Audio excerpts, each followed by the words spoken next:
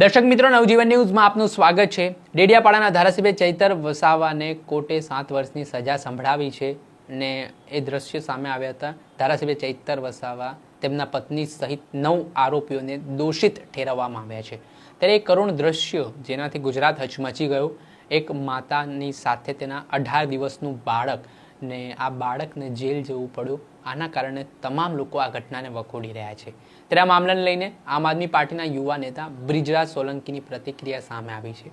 તેઓ આ બાબતને લઈને સરકાર પર ભડક્યા છે ને જે આ 18 દિવસના બાળકને જેલવાસ જવું પડ્યું તે મામલે શું કહી રહ્યા છે તેઓ તે સાંભળો। બ્રિજરાજભાઈ, તમારા પાર્ટીના સાથી ધારાસભ્ય ચૈતર વસાવાને કોર્ટે 7 વર્ષની સજા ફટકારી છે। તેમનું ધારાસભ્ય પદ રદ થવાની કગારે છે। આ સ્થિતિમાં આમ આદમી પાર્ટી માટે ખૂબ જ કપરા ચઢાણ છે। કઈ રીતે જોઈ રહ્યા છો આ ચુકાદાને ને કેમ વિરોધ કોર્ટે ચુકાદો આપ્યો છે? ભારત દેશના ઇતિહાસમાં સૌ પ્રથમવાર હું કહી શકીશ કે કોઈ પણ ચાલુ ધારાસભ્યને 7 વર્ષની સજા આપવામાં આવી, તરત જ ધારાસભ્ય પદ લઈ લેવામાં આવ્યું। અને દુઃખની વાત તો એ છે કે સોશિયલ મીડિયામાં આપણે જોયું હશે, ન્યૂઝ ચેનલના માધ્યમથી આપણે જોયું હશે કે 15 વર્ષનું બાળક લઈને એક માતા જેલ તરફ જઈ રહી છે।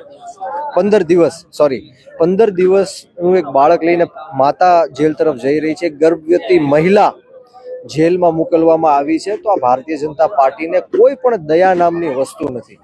આ માત્ર ને માત્ર પોતાની સત્તા ટકાવી રાખવા માટે આ કાવતરું કરી રહી છે। ચૈતર વસાવા પહેલીવાર નહીં, અનેકો વાર જેલમાં જઈને આવ્યા। એમને અનેકો વાર ઓફર આવી કે તમને મંત્રી બનાવી દેશું, તમને પૈસા આપશું, જે કાંઈ પણ કયો એ કરીશું, તમે માત્ર ભારતીય જનતા પાર્ટીમાં જોડાઈ જાઓ। પરંતુ ચૈતરભાઈ વસાવા છે એ બિરસા મુંડાના વંશજ છે।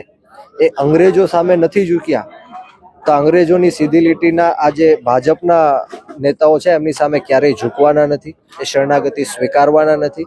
એ ભલે માથું આપી દેશે, પરંતુ આદિવાસી સમાજના હક અધિકાર અને ન્યાય માટે, જળ જંગલ અને જમીન માટે લડતા રહેશે। જે રીતના રાજસ્થાનથી અને અલગ અલગ રાજ્યોમાંથી પણ ચૈતરભાઈ વસાવાને સમર્થન મળ્યું છે, ત્યારે આમ આદમી પાર્ટી પણ દરેક જિલ્લામાં, તાલુકામાં, ગામે ગામ ચૈતરભાઈ વસાવા માટે આંદોલનો કરવાની। બ્રિજરાજભાઈ, એક કેવી કરુણ વાત હશે કે એ 15-18 દિવસનું બાળક જ્યારે મોટું થશે એને ખબર પડશે કે ભાઈ મને જ્યારે મારો જન્મ થયો ત્યારે પહેલી વાર જેલ જોવી પડી ને એના માટે જીવનભરના પ્રત્યાઘાત હશે।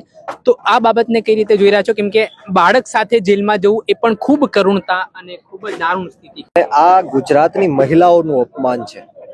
આ નાના બાળકને તો કઈ ખબર નથી। એ જ્યારે મોટું થશે, એમને જ્યારે ખબર પડશે કે મારી માતાને પણ જેલમાં મોકલવામાં આવી એક ખોટા કેસમાં, એક બનાવટી કેસમાં એમને 7 વર્ષની સજા ફટકારવામાં આવી, એ બાળકને ખૂબ દુઃખ થશે।